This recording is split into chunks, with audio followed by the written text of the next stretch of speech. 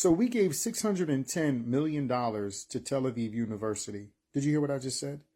We didn't excuse college debt in America, but we gave it $610 million to a college, a university across the sea. But we're withholding from American citizens, telling them they have to pay their debt.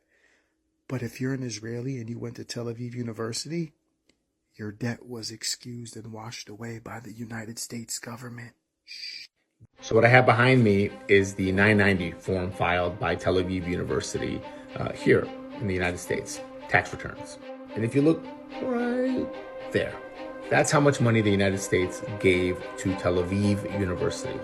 $615 million. And what I can't figure out is why people aren't losing their shit. Because people were coming out like psychopaths at the idea that American college graduates would have some of their college loans forgiven. And people said, I didn't get my loans forgiven. No way I'm letting, these 22-year-olds have their debts forgiven. Where are you? Because 615 million going to Israeli schools. This is America First issue. So I want to know what Trump is going to do. Is he going to continue? Of course, the answer is yes, to give Tel Aviv University money while simultaneously threatening American universities to pull their funding if they dare to allow students to protest Israel. It's fucking crazy. Retired member of the Columbia Law faculty, and I just learned something incredible. The Trump administration has issued a ransom note to Columbia University saying, we'll begin to negotiate with you about the money that we have illegally seized, the $400 million in federal grants, if and only if you do the following things. So here's their demands. One, that all of the disciplinary cases that are outstanding at Columbia be resolved according to terms that the government now sets. Expulsion or serious suspensions, regardless of the facts. Just we want those students to be expelled or suspended for long periods of time. More breaking news, a leaked memo from the State Department says that if you are an F, M, or J student, anytime from October 7, 2023 until August 2024, or if you're applying now, there's a mandatory check of your social media platforms. If they find anything derogatory, they're supposed to screenshot it and send it to the state. And just today, hundreds of F1 students have received emails revoking their status, telling them to self-deport and report to the embassies for physical cancellation of their visas. Secondly, the university has to abolish the disciplinary body, the University Judicial Board, which is part of shared governments at Columbia, something that is part of the university statutes, and that all of the disciplinary cases must be moved into the president's office, who would, in her own and sole capacity,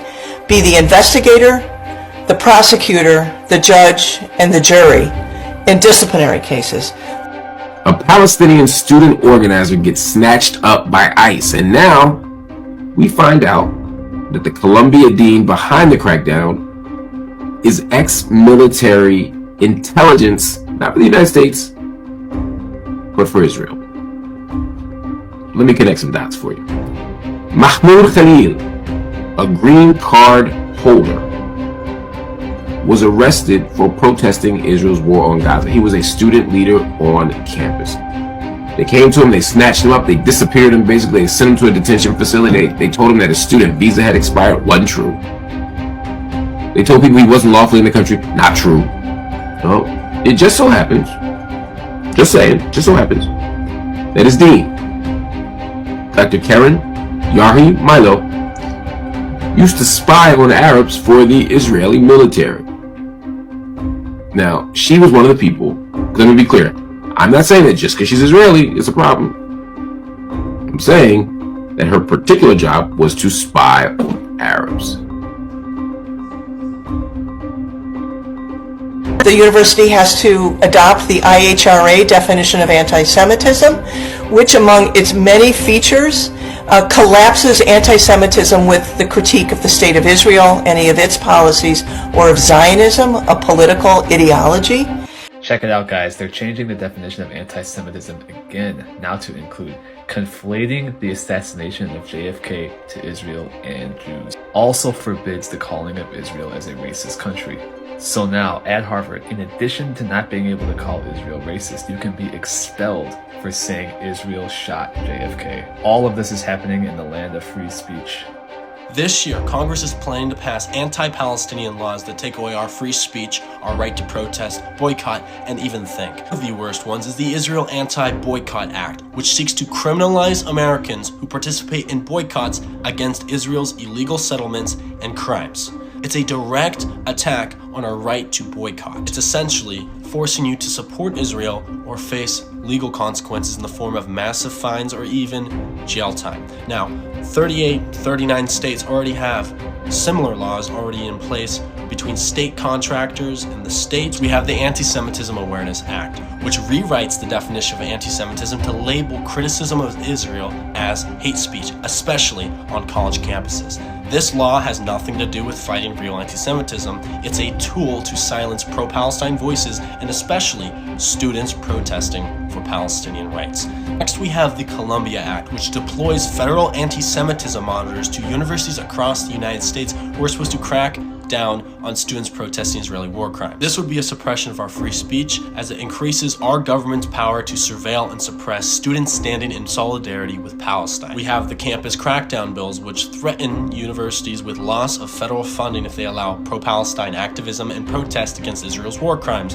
And all of these bills are very likely to pass. Just to give you an idea, this is the makeup of our current Congress and Israel's influence over them. All the black dots are people who would vote yes on the bill, a supermajority. And you can thank AIPAC and the pro-Israel lobby, other pro-Israel interests in the United States who spent hundreds of millions of dollars on our elections last year to get this done, to put these people into power so they can enable Israel's crimes and suppress us here in America.